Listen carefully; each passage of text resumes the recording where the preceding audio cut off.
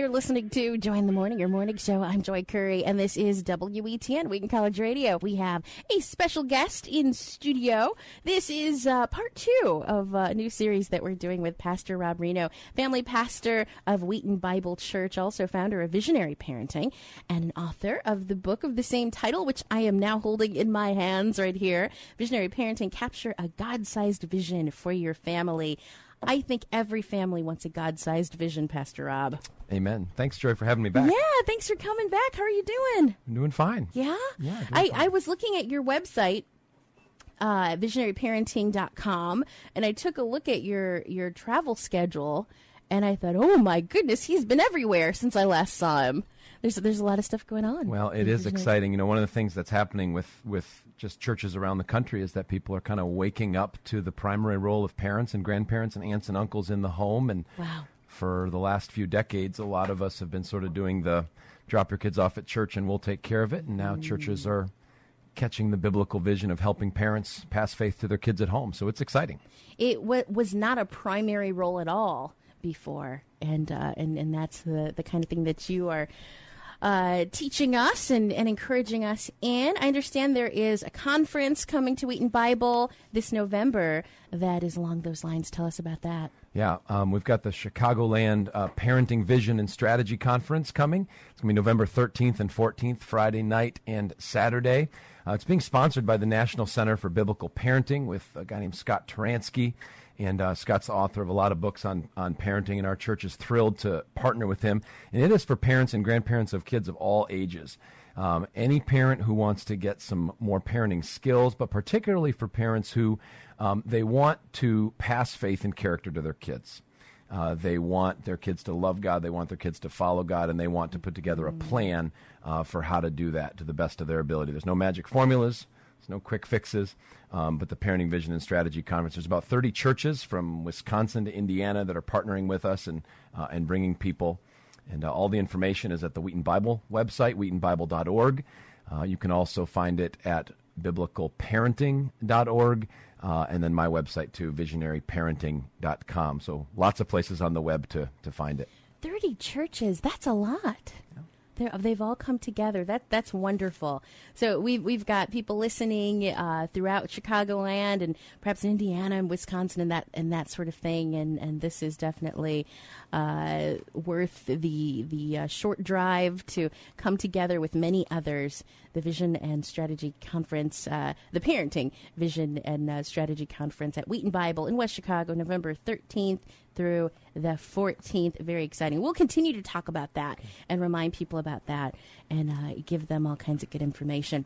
We are speaking with Pastor Rob Rienow, family pastor of Wheaton Bible, founder of Visionary Parenting. When you were here last month, you talked to us about worshiping with your family. Fancy that.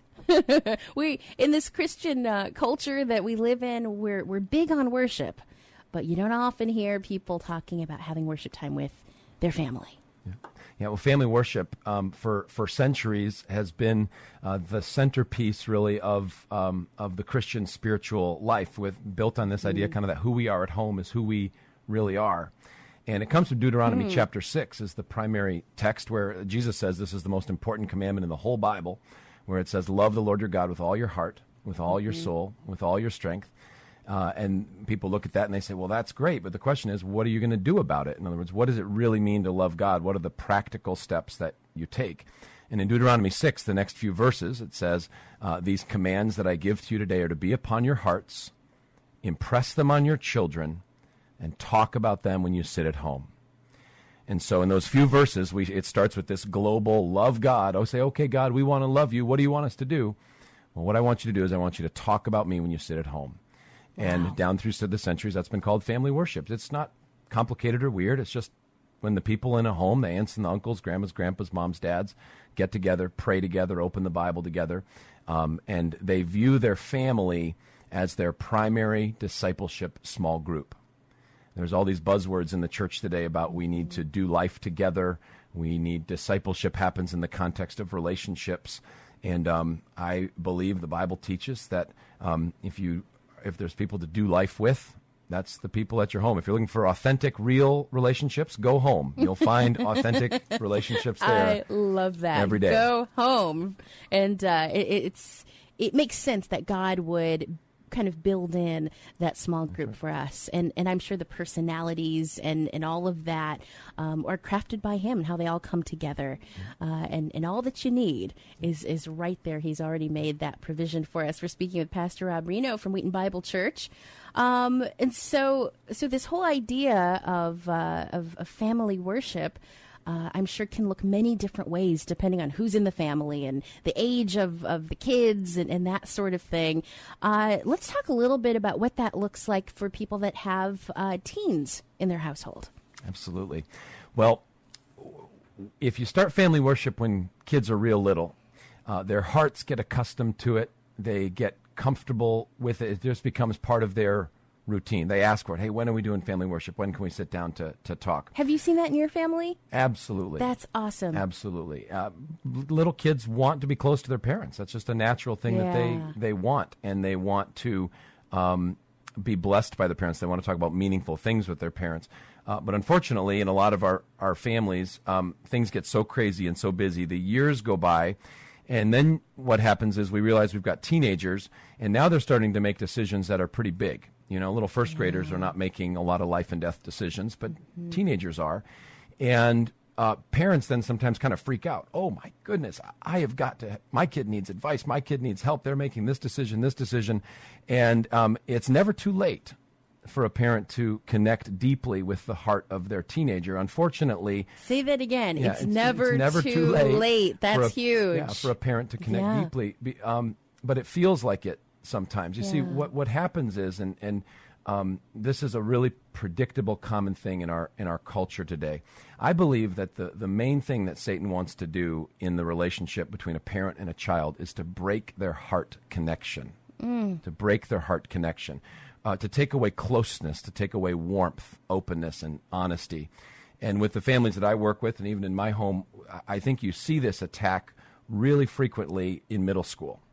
So 4th grade, 5th grade, and then getting into middle school, you start to see the attack on the parent-child relationship. Let me give you an example, and I'll give you kind of an example of a Christian family. Let's say that the mom picks her son up from youth group, junior high night, or whatever at church. Mm-hmm. And the kid flops in the front seat of the car, and mom says, "How was youth group tonight?" What does the boy say? Yeah, he mumbles, "Fine, whatever." And then she'll say, "Well, what did you learn tonight?" And he'll say, he'll mumble, "I don't know, stuff, nothing." And what's going on right there in that car, I believe, is spiritual attack. The spiritual attack on the son goes something like this. He's sitting there, and mom's being great. I mean, mom's just asking pleasant, nice questions, taking an interest in her son. She's not doing anything wrong. But the attack on the son in that moment is, do not give your heart to your mother. Wow. You want to talk to your friends about this stuff? Fine. You want to talk to your youth pastor about this stuff? Fine. Mom's not the one to talk to about this. Now, over in the driver's seat, there's also an attack going on, and the attack is this. The attack is the myth of adolescence. The myth of adolescence. The myth of adolescence. And here's what goes through mom's mind. As they sense her son is sort of bristling. Yeah. Right? As mom is trying to have a spiritual conversation, he's getting very edgy.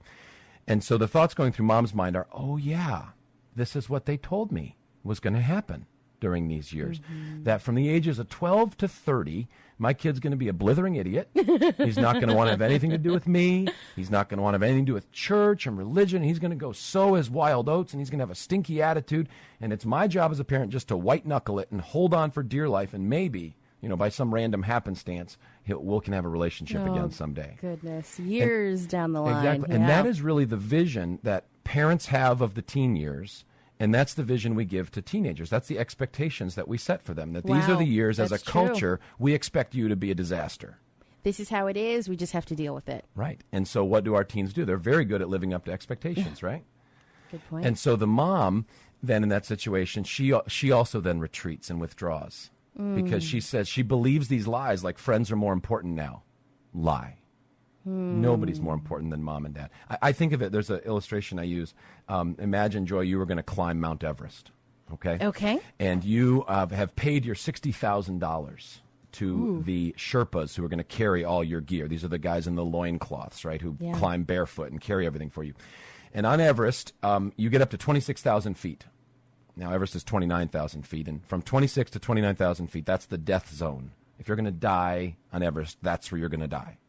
So you get up to 26,000 feet. You're doing great, and your Sherpa looks at you and says, Joy, you're amazing. You're in amazing shape. You haven't even broken a sweat climbing this mountain. Of course. Of course. You're doing so well, in fact, that we are going to go back down to base camp, and we are going to let you finish from here. Oh, no. No, why not? You're doing so great. What's the big deal? This is the most important time. This is when I really need their help. I didn't pay you $60,000 to get me from base camp to 26,000. Yeah. I paid you to get me from 26,000 to the top. And when it comes to parenting, that's the teen years. Wow. So to withdraw is to leave that teen on their own to get to the top, to when finish the journey. When they need you more than they've ever needed you before. Oh, man. I love that illustration. We're speaking with Pastor Rob Rienow, family pastor of Wheaton Bible Church, founder of Visionary Parenting, author of the book Visionary Parenting.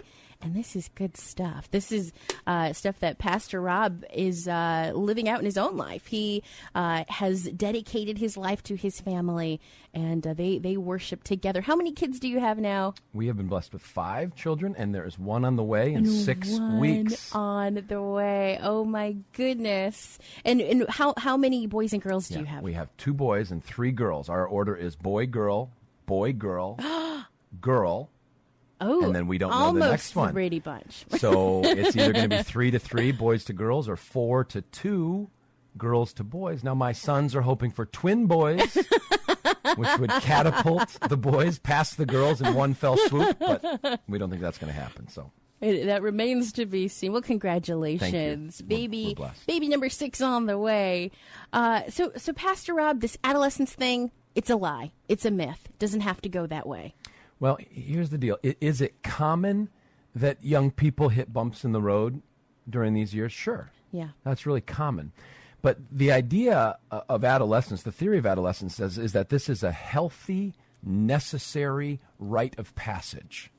That you're supposed to, that it's a good thing to go through these years of total separation from home and values, etc. I think, if you read the textbooks, here would be the place that I would disagree. The textbooks say that the task of adolescence, and sort of technical here, is individuation. In other words, the challenge the young person faces is becoming their own person. I don't buy it. The task of adolescence is identification. Who will they identify with? We'll pick on girls again. Think of a freshman girl. She goes to freshman year of high school.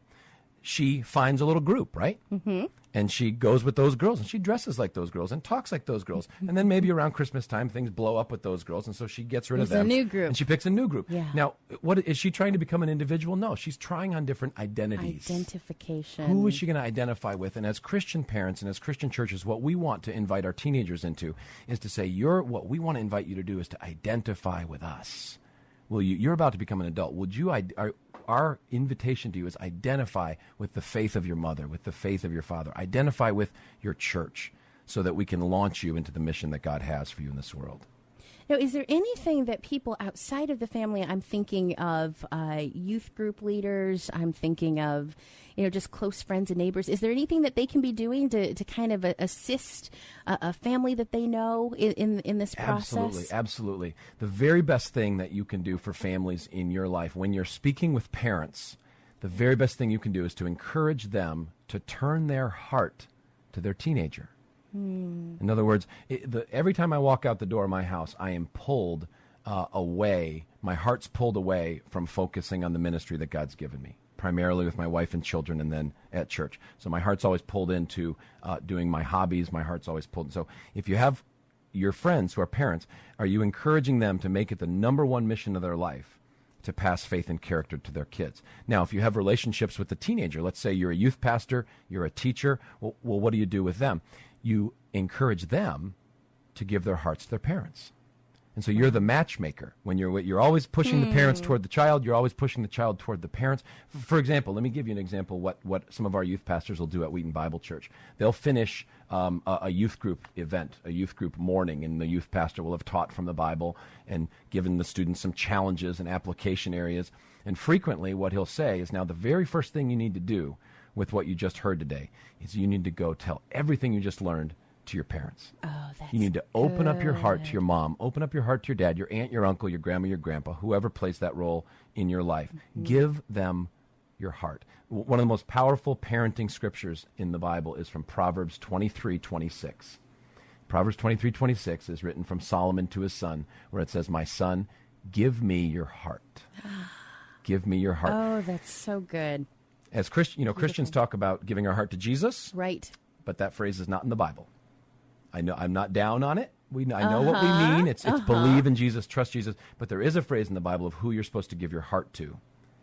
And God wants And children to that's your give their parents. hearts to their parents because it's their parents' job to pass their heart to Jesus.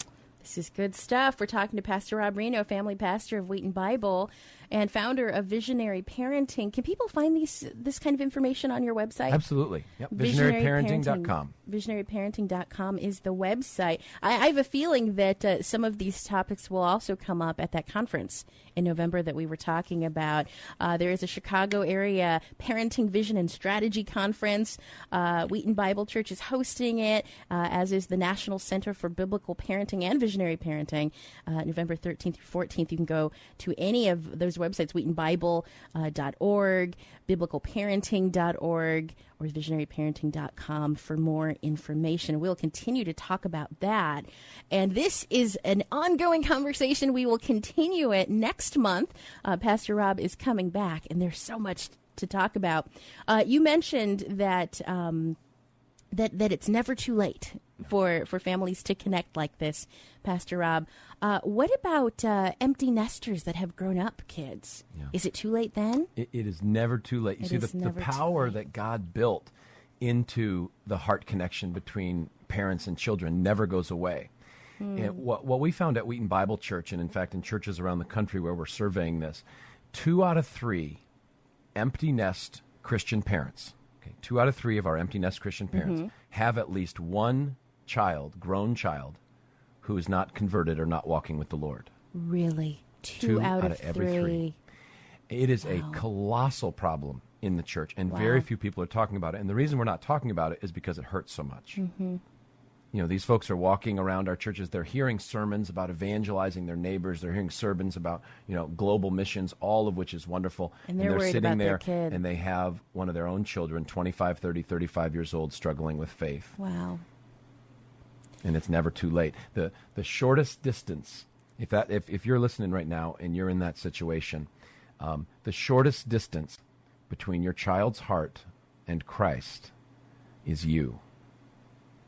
It's you. It's your opportunity still to try to rebuild and restore and reconnect a heart connection with your grown child. And then through that heart connection, God can still use you to point them toward Christ. We have a new ministry called Never Too Late, encouraging faith in your adult children. Really? At Wheaton Bible Church? Yep, and all the ministries on my website. That's a new book coming out next year.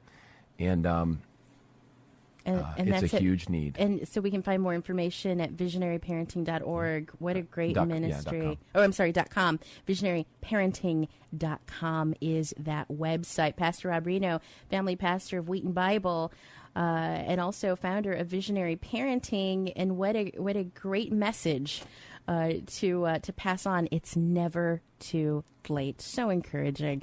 Well, thank you once again for encouraging us, and we look forward to continuing this conversation in October. Pastor Rob will be back. If you have any questions for him, because I'm thinking of all kinds of things, like I said, this conversation needs to and will continue on.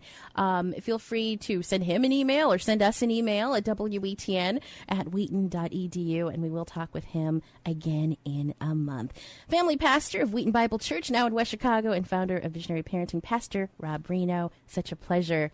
And as Pastor Rob was talking, I could not get this song out of my head. It's so perfect for what we're talking about. Saint Israel has a song called We Need Each Other. And that's just exactly what we've been discussing today. You're listening to Joy in the Morning, your morning show. I'm Joy Curry, and this is WETN.